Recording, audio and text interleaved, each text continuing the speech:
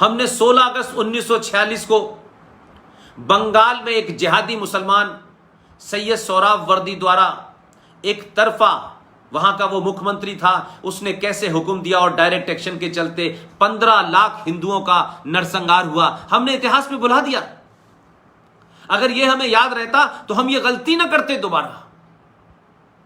1946 में जो गलती हुई हम उसको दोहराते नहीं, और हमारी खामोशी और हमारे लालच ने उन लोगों को दोबारा से मौका दे दिया कि वो 1946 की घटना को भुला देना चाहते हैं, उसका जिक्र नहीं करना चाहते। और क्योंकि आप भूल गए, लिहाजा उन्होंने दोबारा से 1946 के हालात पैदा कर दिए आपके सामने। अब आप चाहते हैं सरकार करे, पुलिस करे, फौज करे। यह ध्यान रखिएगा, सरकारें राज्य को चलाने आती हैं। राष्ट्र को चलाने के लिए एक छोटा सा इंस्ट्रूमेंट होता है, उसे सरकार कहते हैं। सरकार विदेश से कैसे संबंध हो, भारत की आर्थिक नीति कैसी हो, भारत में दूसरे छोटे छोटे, लेकिन राष्ट्र को चलाने के लिए समाज को उठ के खड़ा होना पड़ता है। राष्ट्र को बचाने के लिए समाज का होना जरूरी है। इसलिए राज्य तो यानी स्टेट यानी सरकार, वो तो संविधान से चलती है। संविधान में घटाव बढ़ाव होता रहता है, आज ये बना दिया, आज ये अमेंडमेंट कर दिया, लेकिन राष्ट्र चलाने के लिए कोई संविधान नहीं होता। राष्ट्र की चलने के लिए सदियों पुरानी उसकी जो परंपराएं हैं, जो उसके आदर्श हैं, जो उसके मूल्य हैं, जो उसकी पहचान है, उससे राष्ट्र चलता है। जनगण पढ़ना किसी सार्वजनिक फंक्शन में या किसी सरकारी फंक्शन में वो संवैधानिक बाध्यता है, लेकिन दीपिका को प्रज्वलित करना, उस दीप को जलाना, उसको रोशन करना और फिर सरस्वती वंदना गाना, यह राष्ट्र की पहचान है। इसलिए 1946 में जो भूल आपने की, आपके लोगों ने और खास तौर से सरदार पटेल ने तो 1948 3 जनवरी 1948 को चिल्ला चिल्ला के बताया। मेरे गुजरात के दोस्तों, पूरे देश भर के युवाओं, आपने वो स्पीच आज मौजूद है।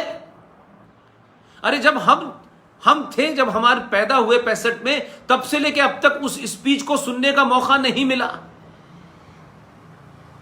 वो आर्काइव में रखी हुई थी, क्योंकि उस वक्त तो सत्ताधारी ऐसे लोग थे, ऐसे तानाशाह थे जो आज बड़े लोकतंत्र की बात कर रहे हैं, उनके नकली वारिस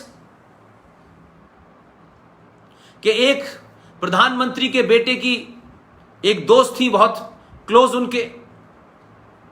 उनके जन्मदिन पर प्रधानमंत्री के वो साहबजादे चाहते थे कि भारतीय फिल्म इंडस्ट्री का एक बहुत प्रबल, बहुत खूबसूरत आवाज का मालिक किशोर कुमार आए और उनकी जो दोस्त हैं उसकी बर्थडे में गाना गाए। लेकिन किशोर कुमार ने कहा, मैं कोई पार्टी और शादियों में गाने वाला गवैया नहीं हूं। उसने मना कर दिया। तो गुस्से में प्रधानमंत्री के पुत्र थे भाई, सुपर प्रधानमंत्री थे, ऑल इंडिया रेडियो से किशोर कुमार के गाने न बजे, इस पे बैन लगवा दिया। लेकिन आज आप खुशनसीब हैं, अपनी ताकत को समझिए, अपने आसपास का जो आज माहौल है, अपने आप को महसूस कीजिए कि आज आप कितने सुरक्षित हैं। आज आपको अपनी बात कहने से कोई नहीं रोक सकता है। आज आपके पास बात कहने के लिए अगर अखबार जगह नहीं देता है, टेलीविजन आपको नहीं बुलाता है, तब भी मेरे और आपके बीच में आज संवाद हो रहा है। हजारों लोग सुन रहे हैं, युवा सुन रहे हैं। इसके बाद ये कहां कहां जाएगा वो भी सुनेंगे, लेकिन संपर्क है, आमने सामने हम लोग बात कर पा रहे हैं। मैं जो चीजों को सही समझता हूं, जिनके पास तर्क है, लॉजिक है, संवैधानिक चीजें हैं, उनको मैं आपके सामने रखता हूं। तो आप मेरी बात सुन पा रहे हैं कि नहीं सुन पा रहे हैं? इसीलिए जब आप कोई बात कहेंगे तो मैं सुन पाऊंगा। तो ये जो इस समय संचार क्रांति हुई है, इसका पूरा फायदा उठाइए और सवाल पूछिए कि 1946 में जो चुनाव हुआ था, जो हैदराबाद वाला, जो रामपुर वाला, जो आसाम वाला, और अब तो इतने हो गए हैं कि कोई बचे ही नहीं है, जो 30-35 करोड़ चिल्ला चिल्ला कर आपसे कहते हैं कि भारत के मुसलमानों ने अपनी मर्जी से यह देश चुना था, हम तो इस देश के साथ थे, हम तो पाकिस्तान नहीं गए, हमने जिना की बात तो नहीं मानी। उनको आईना दिखाइए, उनको उनके मुंह पे पुती हुई कालिक दिखाइए, और वो कालिक आपको अपने हाथ से पोतने की जरूरत नहीं है। जो मैं आपको तथ्य दे रहा हूं, अगर आपको मेरे दिए हुए तथ्यों पे भी अगर कोई शक है तो आप जाएं, किताबें पढ़ें, गूगल पे जाएं, 1946 के इलेक्शन के रिजल्ट को देखें और फिर उसका विश्लेषण करें। और जो मक्कार आपको कहते हैं कि हम 1946 में हमने भारत को चुना, अब हम यहां से नहीं जाएंगे, हम उनको भेज भी नहीं रहे हैं, तुम बेहया हो, तुम झूठे हो और गद्दार हो, और तुम्हारे पूर्वज बहुत बड़े गद्दार थे। मैं बताता हूं, मैं किन तथ्यों पे कह रहा हूं। 1946 में चुनाव हुआ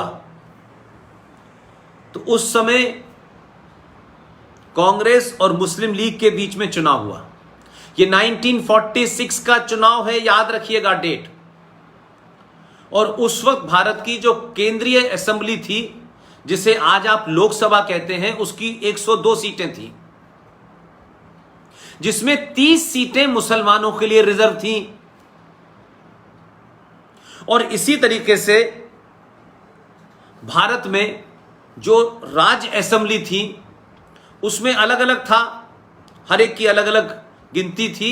उन सारी राज्य की असेंबलीज की सीट को अगर हम मिला दें तो वो कुल मिलाकर के 1585 थी, यानी 1585 सीटें थी सारे देश के राज्यों की असेंबली की। उन 1585 में से 492 सीटें मुसलमानों के लिए रिजर्व थी। चुनाव हुआ, चुनाव में मुस्लिम लीग का नारा क्या था और कांग्रेस का नारा क्या था? कांग्रेस कह रही थी, ये वो कांग्रेस जिसने सब कुछ चुपचाप देश को बगैर बताए पाकिस्तान बनाने की मांग को स्वीकार कर चुकी थी। बीबीसी के अपने इंटरव्यू में जवाहरलाल नेहरू आज के जमाने में आज के युवा पीढ़ी के सामने एक्सपोज हो गए। चुपचाप कांग्रेस को बताए शिमला गए थे, अपनी कमजोरियों के चलते ब्लैकमेल हुए और वहां साइन भी कराए। 1946 में कांग्रेस क्या झूठ बोल रही थी? कांग्रेस कहती थी हमें चाहिए अखंड भारत, और मुस्लिम लीग ने चुनाव लड़ा और उसका चुनाव का मुद्दा था और स्लोगन था, लड़ लड़ के लेंगे पाकिस्तान, मर मर के लेंगे पाकिस्तान। पाकिस्तान के हक में जो वोट देगा वो हमारा, जो पाकिस्तान के हक में वोट नहीं देगा वो गद्दार, मुसलमान। ये नारा था मुस्लिम लीग का। उस समय उत्तर प्रदेश में जो 66 मुसलमानों की सीटें रिजर्व थी, उसमें से 54 सीटों पे मुस्लिम लीग जीती और बची हुई सीटों पे भी कांग्रेस का मुसलमान जीता। बॉम्बे, गुजरात मिलाकर के 30 सीटें थीं राज्य में, उसमें से 30 की 30 सीटें मुस्लिम लीग ने जीती। और उसमें वो भी सीट थी, मुंबई और गुजरात जब ज्वाइंट था उसमें वो भी सीट थी जिसे आप बायकुला के नाम से जानते हैं, वहां से मोहम्मद अली जिन्ना खड़ा हुआ था।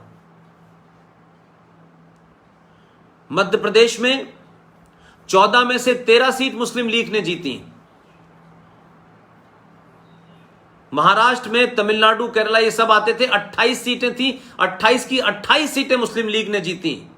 यूनाइटेड पंजाब, जिसका आधा हिस्सा, जिसकी लाहौर से लेके मुल्तान, ये पूरा का पूरा जो पंजाब कहलाता था, जो अब पाकिस्तान के पास चला गया है, जहां बॉर्डर पे लाहौर और अमृतसर के बीच में बॉर्डर बना हुआ है, उस पूरे यूनाइटेड पंजाब के अंदर 86 सीटें थी।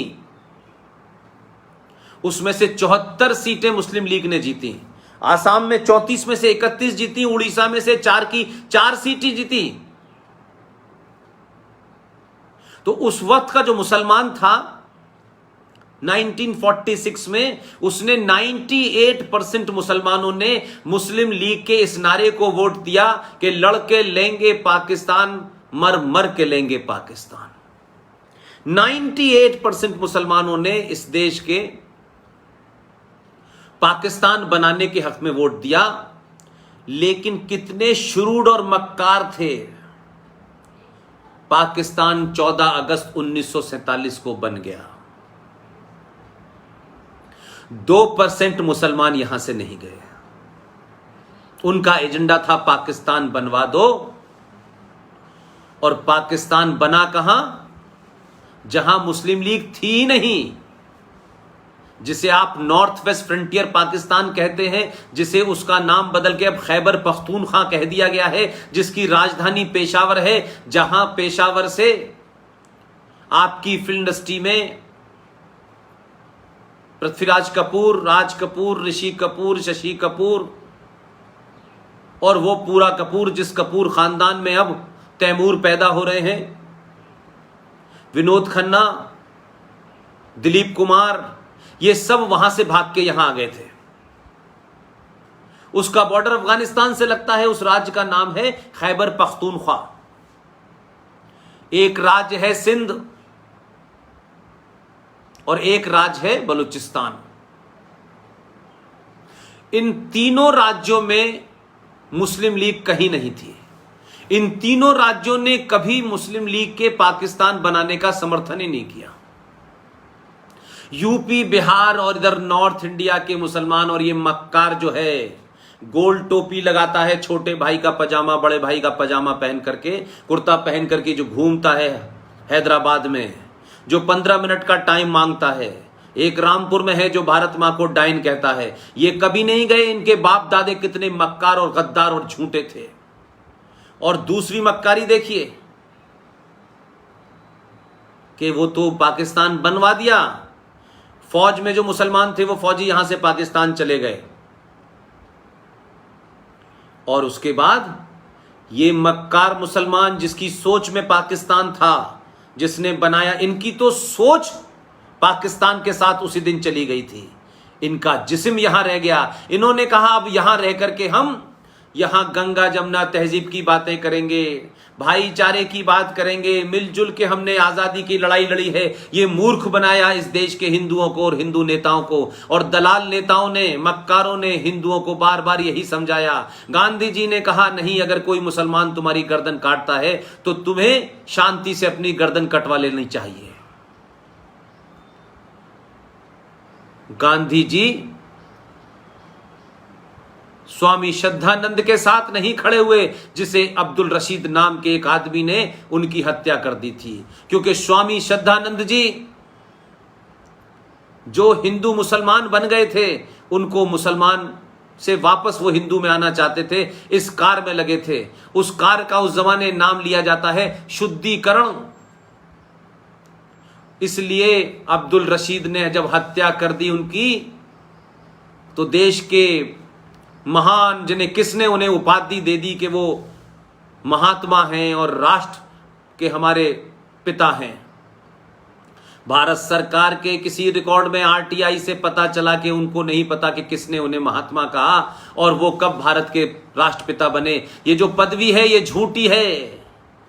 ये नकली गांधियों ने सत्ता पे बैठने के लिए उनको दिया ताकि इस देश के लोग हमें भी गांधी जैसा ही परोपकारी माने, हमें ही गांधी जैसा ईमानदार माने, लेकिन गांधी जी की ईमानदारी पे भी सवाल उठना चाहिए कि 21 लाख लोगों की हत्या का कौन जिम्मेदार है, इस पे मुकदमा चलना चाहिए। अगर गांधी जी की हत्या नाथूराम गॉडसे ने करी थी तो उस पे तो मुकदमा चला, उसने अपना पक्ष रखना, उसने बता दिया कि मैंने हत्या क्यों की थी, ना वो भागा ना कहीं डरा, और उसने उस फांसी की सजा को बिना भागे बिना डरे एक्सेप्ट कर लिया। लेकिन 21 लाख लोग किसके कहने के बाद मारे गए, जो चिल्ला चिल्ला के कह रहे थे कि अगर राष्ट्र बटा, अगर भारत का विभाजन हुआ तो मेरी लाश पे होगा। ये झूठ किसने बोला, कब बोला, क्यों बोला? तो 21 लाख लोगों की हत्याओं का मुकदमा किस पे चलना चाहिए? कम से कम मुकदमा न चले तो जिम्मेदारी तो तय होनी चाहिए। तो जो मुसलमान आपको सुबह शाम कहते हैं, और बहुत सारे लिबरल और हिंदू और बहुत सारी पार्टियां आपको समझाती हैं कि हमने तो ये लड़ाई मिलकर लड़ी थी, तो हमने ये लड़ाई मिलकर लड़ी थी, लेकिन पाकिस्तान बनाने के लिए और भारत तोड़ने के लिए नहीं लड़ी थी भाई। तो आपने तो आजादी से पहले ही पाकिस्तान बना दिया था, 1940 में रेजोल्यूशन पास कर दिया था लाहौर में 23 मार्च को। तो आपने तो अपने मंसूबे दिखा दिए थे। तो आप लड़ाई भारत की आजादी की लड़ रहे थे या पाकिस्तान बनाने के लिए लड़ रहे थे? और ये जो 1946 का चुनाव हुआ है, इसकी मैंने आपको राजवार सिलसिला बता दिया कि आज बताइए, कोई बताए कि सिंध में मुस्लिम लीग को किसी ने वोट दिया, खैबर पख्तूनख्वा में किसी ने वोट दिया, और ये जो पंजाब जहां के सबसे ज्यादा लोग मारे गए, इसी पंजाब के आधे हिस्से पे कब्जा करके मुस्लिम लीग कहती है कि ये मुसलमानों का मुल्क है, इस्लामिक मुल्क है। और ये तो इतने जलील और बेगैरत, बेहया और नामुराद लोग हैं कि उस भीड़ में, सिंध में, बलूचिस्तान में, खैबर पख्तूनख्वा में, जिस भोले वाले हिंदू को पता भी नहीं था कि देश बट रहा है, उनके बिहाफ पे कौन उनका सौदा कर रहा है, वो अपने राज में ही रह गए, उन्हें पता भी नहीं था कि देश बट गया है। वो जानना भी नहीं चाहते थे, क्योंकि बॉर्डर में सिर्फ पंजाब बटा और उधर बंगाल बटा, इसके अलावा खूनरेजी वहां कहीं नहीं हुई। और आज 23% वो माइनॉरिटी जिसमें सिख थे, बौद्ध थे, जैन थे, जो रोजगार के लिए सिंध में थे, खैबर पख्तूनख्वा में थे, आज इस मुस्लिम लीग के मानने वालों ने मार मार के हत्याएं करके वो 23% जो माइनॉरिटी पाकिस्तान में थी उसे 1.5% पे ला दिया। और यहां का मक्कार मुसलमान क्या कहता है कि मुस्लिम लीग यहां जिंदा रही, और उसी मुस्लिम लीग के साथ में कांग्रेस पार्टी ने केरला में सरकार बनाई। मैं कल परसों अब कोई रेफरेंस में कुछ डिबेट देख रहा था, एक साहब जो यूएनओ में काम करके आए हैं, बहुत शातिर किस्म का मक्कार आदमी है ये, इसको लगता है कि अंग्रेजी बोलने वाले ज्यादा समझदार होते हैं और इस देश में कोई जानता नहीं है। जब लोगों ने कहा कि कांग्रेस पार्टी ने तो मुस्लिम लीग के साथ सरकार बनाई, तो वो मक्कार क्या कहता है, देखिए ये वो मुस्लिम लीग नहीं है जिन्होंने भारत का बंटवारा किया था, ये मुस्लिम लीग वो मुस्लिम लीग है जिसे अब मुस्लिम लीग नहीं कहते, क्योंकि उस मक्कार ने ये नहीं बताया कि जब ये देश बटा तो 1947 के बाद मुस्लिम लीग के ऊपर भी बैन लगा था। तो मुसलमानों ने, मुस्लिम लीग के लोगों ने जब मुल्क बट गया तो उन्होंने कहा अब अपनी पहचान बदल लो, क्योंकि अब पहचान बदल के हम हिंदू के बीच में घुस जाएंगे। अगर मुस्लिम लीग के नाम से घुसेंगे तो हमारे ऊपर ज्यादा आरोप लगेगा, हमें ज्यादा जवाब देना मुश्किल होगा। तो वो मक्कार मुसलमानों ने मुस्लिम लीग का नाम बदल के इंडियन यूनियन मुस्लिम लीग रख दिया। तो एक जो यूएनओ से आए हैं, जो अपनी पत्नी की हत्या के सिलसिले में मुकदमा झेल रहे हैं, उन्होंने जवाब दिया कि नहीं, ये जो इंडियन मुस्लिम लीग है ये तो बहुत राष्ट्रवादी है, इसलिए इसको उस बैकग्राउंड में नहीं देखना चाहिए। ये वो लोग नहीं है जिन्होंने देश तोड़ा। लेकिन उस मक्कार से अगर मैं होता सवाल पूछता कि उसी मुस्लिम लीग का जो चार्टर है, उसी मुस्लिम लीग का जो पार्टी का संविधान है, वो वही है जो आज से 1946 में था। लेकिन गुजरात के लोगों, मैंने इतना लंबा जो जिक्र किया है उसके पीछे आपको एक बात बतानी थी, इसलिए मुझे ये पूरी बैकग्राउंड में लाना पड़ा ताकि आपके तथ्य मजबूत हों और आपको कोई झूठ न बहला पाए। ये नए नए स्लोगन, हमें सबको साथ ही रहना है, हमने कभी नहीं कहा कि साथ नहीं रहना है, लेकिन साथ रहना है। लेकिन हिंदी के शब्दों में वो मैं भाषा बोलना नहीं चाहता।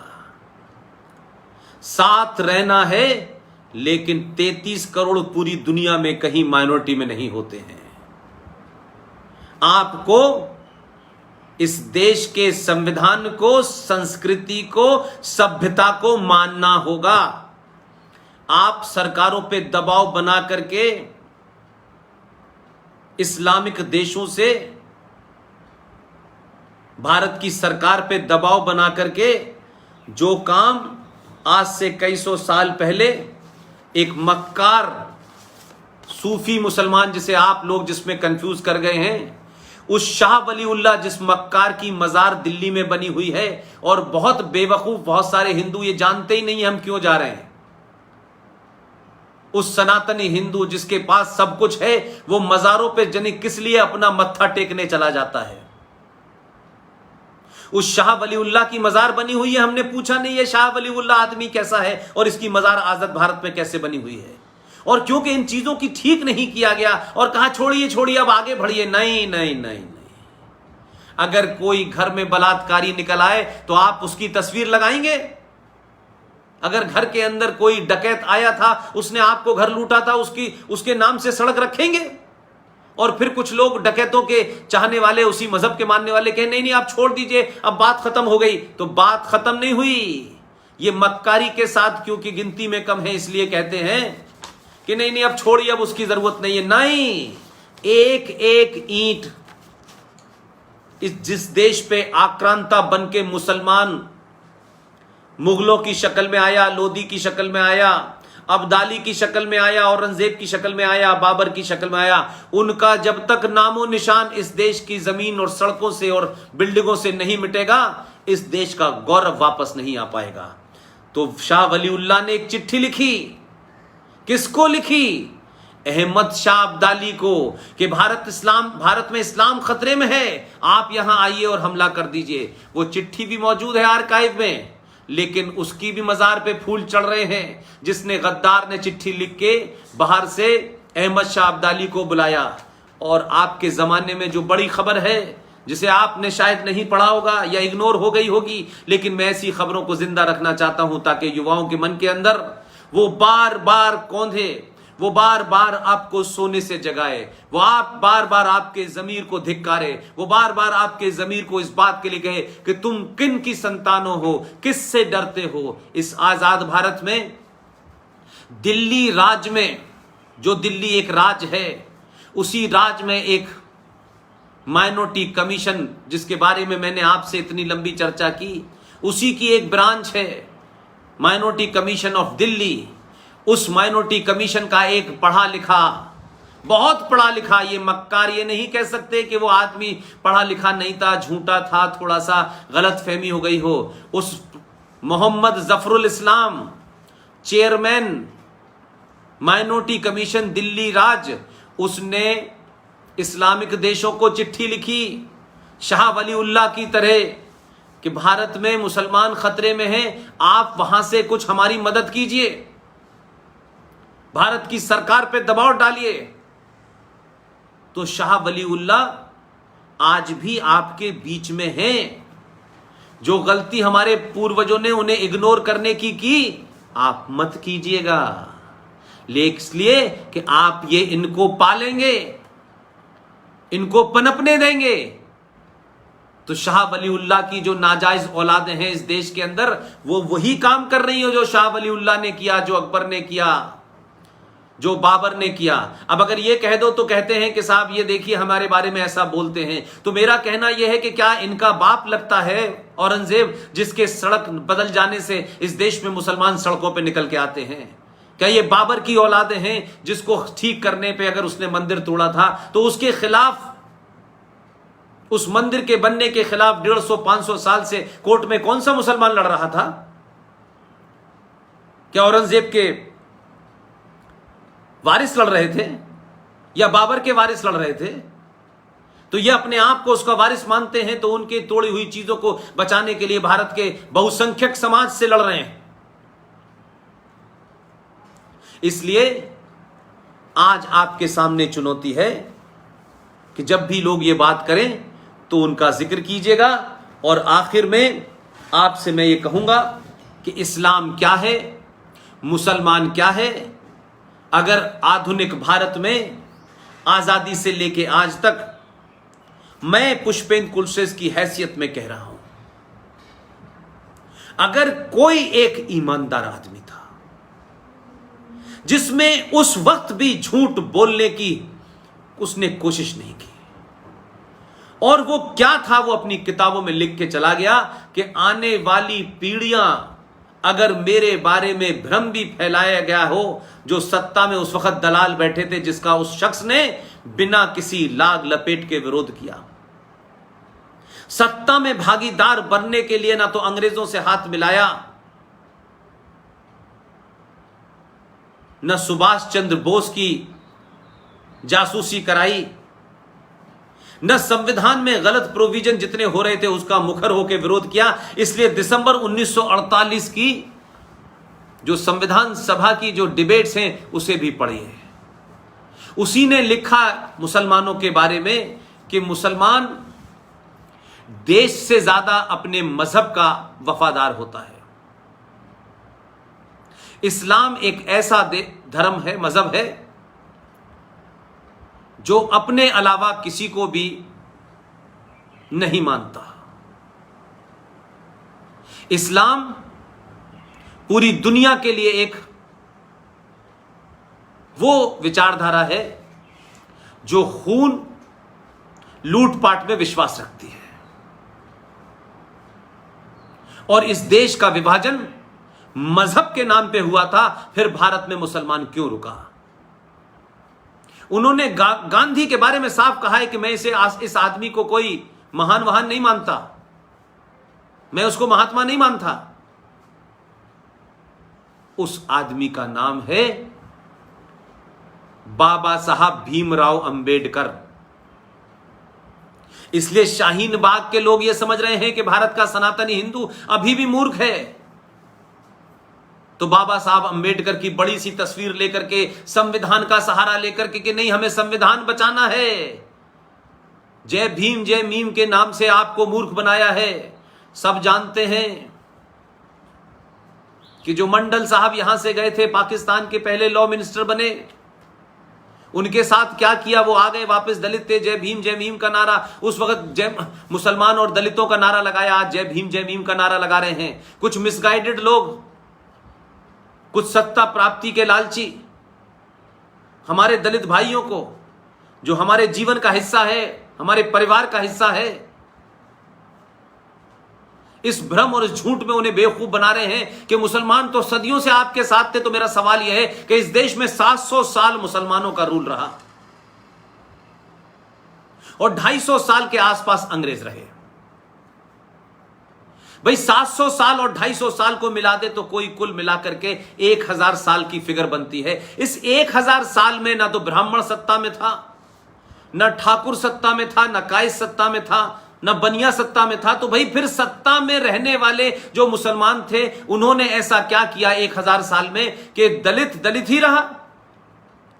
तो ये जो कहा जाता है कि दलितों पे अत्याचार, तो दलितों पे अत्याचार की कहानी आप कई हजार साल पुरानी बताते हैं, लेकिन भाई 1000 साल तक तो किसी हिंदू का राज नहीं रहा।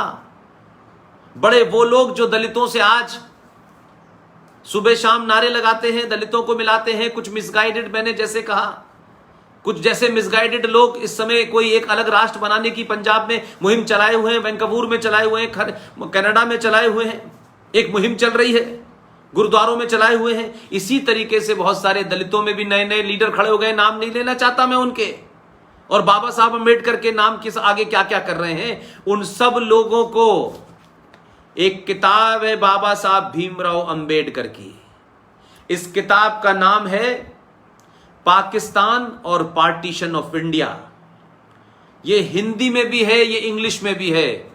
आप इसके पेज नंबर 123 से लेके 124 125 को पढ़िए, और इसमें और सारे पेज हैं, आप उसके पेज नंबर 268 को पढ़िए, 269 को पढ़िए, 295 को पढ़िए, 296 को पढ़िए, 294 को पढ़िए, 299 को पढ़िए, 332 को पढ़िए, 334 को पढ़िए। ये सारी बातें इस्लाम और मुसलमान के बारे में मैं नहीं कह रहा हूं, कॉमा फुल स्टॉप भी मेरा नहीं है, मैंने तो अभी सिर्फ इंट्रोडक्शन दिया है। इस किताब में बाबा साहब भीमराव अंबेडकर इस्लाम और मुसलमानों के बारे में जो साफ साफ लिख के गए हैं, जिसे आज पूरी दुनिया देख पा रही है, क्योंकि बाबा साहब भीमराव अंबेडकर को सत्ता पे बैठने की जल्दी नहीं थी, उन्हें नॉमिनेट नहीं होना था उस सत्ता के माध्यम से जिस ईसाई सत्ता ने सुभाष चंद्र बोस को समाप्त करने के लिए नेहरू जी का हाथ मिला लिया था। उन्हें महात्मा नहीं बनना था।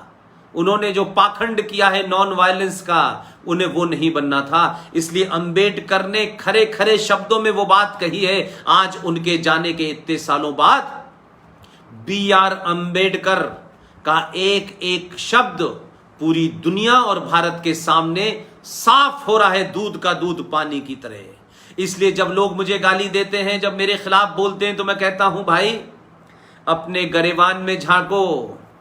वो कमजोर जो पिछड़ गया है, जिसको 700 साल मुसलमान मानों की सत्ता ने और अंग्रेजों की सत्ता ने दलितों को दूर करने, कमजोर करने का काम किया है और उसे ब्राह्मण के और ठाकुर के सर पे मढ़ दिया है कि उनकी वजह से दलितों की आज ये स्थिति है। तो ये झूठ तुम आजाद भारत में बारडोली के युवा और जागरूक छात्रों के सामने, अलवर में युवा छात्रों की नेतृत्व करने वाली लता भोजवानी और हैदराबाद से लेकर के लखनऊ में जहां जहां अखिल भारतीय विद्यार्थी परिषद के कार्यकर्ता मुझसे जुड़े हुए हैं, वो और उनके अलावा तमाम वो छात्र जो किसी विचारधारा से नहीं जुड़े हुए, उन तमाम लोगों को इस धरती से जाने से पहले इतनी बार बताऊंगा, इतनी बार चिल्लाऊंगा कि उस झूठ को कोई जय भीम की राजनीति करने वाले लोग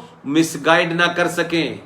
वो मक्कार मुसलमान जो पाकिस्तान बनवाने के बाद यहां नहीं गए और सबके सब उसके बाद से कांग्रेस में शामिल हो गए, और कांग्रेस में शामिल होने के बाद उन्होंने अपने मंसूबे को जारी रखा और मात्र 70-75 साल में भारत को फिर उस मुहाने पे खड़ा कर दिया है कि आज महामारी के इस दौर में कहीं तबलीगी जमात के नाम से, कहीं जमात इस्लामी के नाम से, कहीं जमीयत उलेमाए हिंद के नाम से, कहीं बरेलवी के नाम से, कहीं सूफी के नाम से, कहीं कव्वाली के नाम से, कहीं गजलों के नाम से भारत के युवा हिंदू को मूर्ख बना करके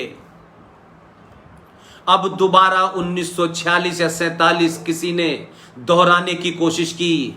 जो सूचनाएं मेरे पास हैं, कुछ लोग पूरी ताकत से, जो अमेरिका में इन जिहादियों ने वहां पर आग लगाई है, चाइना के पैसे से पूरे अमेरिका को जला रहे हैं, भारत में भी भारत विरोधी ताकतें चाइनीज ताकतों के बल से भारत के अंदर एक बहुत बड़ा आंदोलन करने वाले हैं और इस आंदोलन को हिंसक बनाएंगे। इनकी तैयारी है कि इतनी हिंसा फैलाओ, इतनी हत्याएं करो जैसे दिल्ली में एक तरफा दंगा किया गया, और उस हत्याओं के माध्यम से इससे देश की सरकार को घुटनों के बल ला दो, इतना डरा दो सनातनियों को कि ये दोबारा कभी राष्ट्रवादी ताकत से, राष्ट्रवादी ताकतों को दिल्ली में स्थापित न कर पाए। लेकिन इनके मंसूबों को नाकाम करने के लिए दुनिया भर और देश भर में जहां जहां भी सनातनी हैं, जो सनातन में विश्वास रखते हैं, वो सब लोग अब मंत्रों का उच्चारण करना बंद कर दें। ये गंगा जमुना तहजीब का झूठ बोलना बंद कर दें। ये हम सब भाई भाई थे, इस झूठ से बाहर निकल आए। जीवन में हर आदमी की मौत होती है, हर आदमी को जाना है, लेकिन जिंदा कौमें अगर मरने का हुनर सीख लेती हैं तो वो कभी मरती नहीं है। इसलिए देश के लिए जान देने का समय उससे ज्यादा इस देश को तोड़ने और इस देश को सत्यानाश करके गुलाम बनाने वाले लोगों का मुखर तरीके से सामना करने वालों को खड़े होने की जरूरत है। इसीलिए मैं कहता हूं कि शांति प्रिय सहनशील हिंदू अगर उसके मार्ग कंटक में, अगर उसके रास्ते में कुछ लोग हथियारों की भाषा समझते हैं, तो उस सनातनी हिंदू को अपने सामर्थ्य का परिचय देना चाहिए। एक सामर्थ्यहीन हिंदू सनातनी ना अपने राष्ट्र को बचा सकता है, ना अपने घर को बचा सकता है। जिसका जो सामर्थ्य है, उस सामर्थ्य से, लालच से बाहर निकलिए। ये राष्ट्र रहेगा तो हम सब रहेंगे। ये बड़ी बड़ी गाड़ियां, ये बड़े बड़े मकान, ये अथक संपत्ति इकट्ठी करने के बाद हमने कश्मीर में देखा खरबपति अरबपति, कश्मीरी हिंदू पंडित हमारा भाई था, उन्होंने कभी ध्यान नहीं दिया, वो भी बेचारे पढ़ाई लिखाई की गफलत में लगे रहे। और 1990 में भारत का पहला गृह मंत्री मुसलमान बना, उसने पूरे षड्यंत्र के साथ 5.5 लाख कश्मीरी हिंदू पंडितों को अपनी ही धरती से बेघर कर दिया। 2,500 लाशें थीं, औरतों को उनके बेटों और बच्चों के सामने रेप किया, मर्डर किया, जवान जवान लड़कियों को आरे की मशीन पे काट दिया। हम नहीं चेते, हमने बाबर को नहीं देखा, हमने औरंगजेब को नहीं देखा, उनकी कहानी सुनी है, लेकिन हमने 1990 में जो कुछ इन मुसलमानों ने कश्मीर में किया, क्योंकि ये वहां बहुसंख्यक थे, सरकार इनकी थी, दिल्ली इनके सामने बौनी होती थी, लेकिन ये पूरे देश में यही करना चाहते हैं। ये नहीं होने देना है, इसका प्रतिकार करना है। इसलिए अपने सामर्थ्य का परिचय दीजिए। अगर आपने अपने लालच में ऊंच नीच, छोटा बड़ा, पैसा रुपया अगर इसमें लगे तो कोई नहीं बचेगा, और जब कोई नहीं बचेगा तो राष्ट्र नहीं बचेगा, और राष्ट्र नहीं है तो फिर आपकी कोई संस्कृति नहीं है, फिर आप एक उस जानवर के समान हैं। आप कहीं भी खाना खा लीजिए, कहीं भी सो जाइए, कोई भी आपको बांधे, कोई भी आपको काट दे, आप उस जानवर के समान हैं। अभी भी आपके पास समय है, ध्यान रखिए। ऐसा माहौल देश में बनाया जा रहा है कि देश की सत्ता पूरी तरीके से घुटनों पे आ जाए और हम डरा दें। इसलिए सरकार अपना काम करेगी, आपको भी अपना काम करना है। सिर्फ सत्ता का इस देश को बचाने का ठेका नहीं है, सरकार का काम है इस देश के बॉर्डर को बचाना। मैंने कहा सरकार में और राष्ट्र में फर्क होता है। ये राष्ट्र की चेतना को तोड़ने का समय है, ये राष्ट्र की चेतना को जगाने का समय है। जो इसको तोड़ना चाहते हैं, जो इसको लूटना चाहते हैं, जो इसको फिर दोबारा से अब्दाली और बर्बादी की तरफ ले जाना चाहते हैं, उनके खिलाफ एकजुट खड़े होकर के, सिर्फ मौन होकर के, गांधी जी के भजनों के माध्यम से अहिंसा परमो धर्मा का झूठा नारा और अधूरा नारा नहीं लगाना है, पूरी ताकत से प्रतिकार करना है। बारडोली के जवानों, सरदार पटेल के वंशजों, आपको इस बात पे गर्व होना चाहिए कि आपके राष्ट्र ने ऐसे ऐसे लोग पैदा किए हैं। मुंबई में देखिए, महाराष्ट्र में देखिए, 2-2 योद्धा पैदा किए हैं। छत्रपति महाजी शिवाराज ने पूरी ताकत लगा दी तो पूरी दुनिया में सब कुछ करता रहा मुगल सल्तनत, लेकिन आगे नहीं बढ़ने दिया। आपके पूरब में खुदीराम बोस निकले, उसी राज से हिंदुत्व क्या है, सनातन क्या है, स्वामी विवेकानंद निकले और उसी राज से सरदार पटेल निकल के आए। और कश्मीर से जब कोई बड़ा नहीं निकल पा रहा था तो बंगाल का एक शेर श्यामा प्रसाद मुखर्जी कश्मीर में भारत राष्ट्र को रोकने वाले कानून के खिलाफ गए और उनकी वहां जघन्य अपराध हत्या कर दी गई। ये बात अलग है कि कभी हमने उन हत्यारों को तलाशने की कोशिश नहीं की। इसलिए आप अपने इतिहास से शर्मसार मत होइए। आप बहादुर थे, आप वीर थे। एक समय आया 1000 साल का, आप कमजोर हो गए। आपके अपनों ने आपको डसा, आपके अपनों ने आपको हरा, अपने लोगों ने आपको हराया। जो सेना ने जीतकर सत्ता की प्लेट में देश रखे, सत्ता के दलालों ने अपने मंसूबों के चलते उसे हरा दिया। आप युवा हैं, आप क्रांति कर सकते हैं, देश बदल सकते हैं पूरी दुनिया में। इसलिए झूठे नैरेटिव में मत आइए, झूठे नारों में मत फंसिए।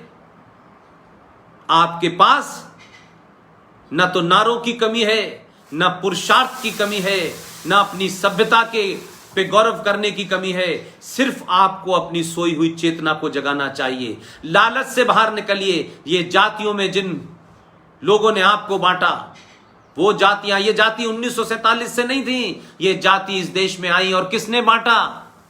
वो जिन्होंने राज किया, जिन्होंने हमें लूटा, जिन्होंने बलात्कार किए। हम कहानी बहुत सुनते हैं कि सीरिया में औरतों का वहां बोली लगती है। ये बहुत आपने कहानियां सुनी होंगी, वीडियो भी देखे होंगे कि किस तरीके से वहां बाजार में औरतों को बेचा जाता है। लेकिन हम क्योंकि खामोश लोग हैं, इतिहास को नहीं पढ़ते हैं। अरे हमने एक बाजार का नाम है, उस बाजार का नाम मीना बाजार है, और वो मीना बाजार इसीलिए फेमस था कि वहां मुगल हिंदू औरतों की खड़े होकर के शाम को बोली लगाते थे, जवान जवान लड़कियों की बोली लगती थी और लोग उन्हें अपने। लिहाजा आप इस बात का ध्यान रखें कि वो मीना बाजार की सोच आज भी है। इसीलिए कन्वर्जन का जो खेल चल रहा है मस्जिदों से, ये जो लालच से चल रहा है, और इसके अलावा कुछ नहीं है। लिहाजा मैं ये मानता हूं कि आप इतिहास को पढ़ें, वर्तमान इतिहास को पढ़ें, तब आप सही नतीजे पे पहुंचेंगे। आपने स्वाभिमान के तमाम साथी, उन्होंने मुझे बुलाया। मैं समझता हूं कि जो बात मुझे कहना चाहिए था, जिसको हम एक मुहिम के तौर पे अब हम शुरू करने वाले हैं, वो माइनॉरिटी कमीशन हो, वो माइनॉरिटी मिनिस्ट्री हो, ये अल्पसंख्यक आयोग का ड्रामा हो, ये अल्पसंख्यक आयोग के नाम पे बहुत सारे जो झूठ बोले जा रहे हैं, इनका पर्दाफाश हम करेंगे। और सरकारों का जो काम है वो सरकार करेंगी। हम सरकारों के सामने कोई चुनौती नहीं खड़ी करना चाहते। सरकार बहुत सारी चीज़ों से लड़ रही है। हाँ, हम सरकार के सामने लगातार उन मुद्दों को उठाएंगे जिससे इस देश की खोए हुए पुरुषार्थ को जगाया जा सके। आप लोगों ने मुझे सुना। स्वाभिमान के साथियों, आप सबका बहुत बहुत धन्यवाद। ओम नरेश भाई, आपका भी धन्यवाद, क्योंकि आपके माध्यम से ही मुझे चीज़ें मेरे पास तक पहुंचती हैं और आप लगातार कोशिश करते हैं कि देश भर के युवा जब भी आपसे कोई रिक्वेस्ट करते हैं, आप उनको ज़रूर कोशिश करते हैं कि मेरी बातचीत उनसे हो जाए। जनरल GD बख्शी साहब से हो जाए, RSN सिंह साहब से हो जाए। ये तमाम देश भर में लोग अपनी बात कह रहे हैं, युवाओं को मोटिवेट कर रहे हैं, युवाओं को तर्कों से, रेफरेंस से मजबूत कर रहे हैं। लिहाजा एक बार फिर बारडोली के लोगों, याद करो कि आपने वल्लभ भाई पटेल को सरदार बनाया था। आप उस धरती के लोग हो, आपने उस पुरुषार्थ को जाना, उस पुरुषार्थ को बताया कि वल्लभ भाई पटेल आप सिर्फ पटेल नहीं हैं, आप सरदार पटेल हैं। और उसी सरदार पटेल ने 3 जनवरी 1948 को, जब भारत का विभाजन हो गया 1946 के बाद, एक भाषण दिया कलकत्ता में। 3 जनवरी 1948 को कलकत्ता में एक भाषण दिया और उसमें उन्होंने कहा कि भाई आपने पाकिस्तान लेना था, पाकिस्तान ले लिया, आपने पाकिस्तान बनाना था, बना लिया, हमें उसमें कुछ लेना देना नहीं है, आप उसको जैसे दिल चाहे चलाएं। लेकिन मैं ये बात पूछना चाहता हूं, उन्होंने खुल्लम खुल्ला, ये उनकी स्पीच है, उन्होंने उन्हीं मुसलमानों से पूछा जिसके बारे में मैंने 1946 का जिक्र किया। उन्होंने 1948 में पूछा कि भाई आप ये बताएं, अब आप कहते हो कि हमारे ऊपर आपको विश्वास नहीं है, तो हम एक रात में आपका विश्वास बदल गया, एक रात में आप भारत के भारत प्रेमी हो गए, आप देश प्रेमी हो गए, एक रात में आपकी मानसिकता कैसे बदल गई? आपने तो पाकिस्तान बनाने के लिए वोट दिया था, तो हम कैसे आप पे यकीन कर लें? लेकिन अब आप चाहते हैं कि हमें अलग से माइनॉरिटी का भी दर्जा दीजिए, हमें अलग से बहुत सारी सुविधाएं भी दीजिए। तो उन्होंने कहा साफ साफ, उन्होंने कहा हम कोई ऐसा काम नहीं करेंगे कि भारत के संविधान में आपको इस तरीके के प्रोविजन दें। अब आपको यह अधिकार भी नहीं है ये प्रोविजन मांगने का। उन्होंने और गोपाल स्वामी अयंगर ने साफ साफ कहा कि जो मुसलमानों ने पूरे साउथ में मारकाट की है, जो नॉर्थ में मारकाट की है, आप चाहते हैं कि अब उस जख्मी हिंदू से जाके हम कहें कि मुसलमानों को कुछ विशेष रियायतें चाहिए? उन्होंने साफ मना कर दिया। इसलिए ईमानदार लोगों की पूजा कीजिए, ईमानदार लोगों को अपना आदर्श बनाइए। ये दोगले, लालची, मक्कार, उनकी तस्वीरें जिस दिन आप हटाएंगे अपने कमरे से, अपने विद्यालय से, उनकी चर्चाएं होने लगेंगी, तो आने वाली बच्चों का भी पुरुषार्थ जगेगा और आपके अंदर भी राष्ट्र के प्रति एक भावना पैदा होगी। आप सबका बहुत बहुत धन्यवाद। Thank you very much.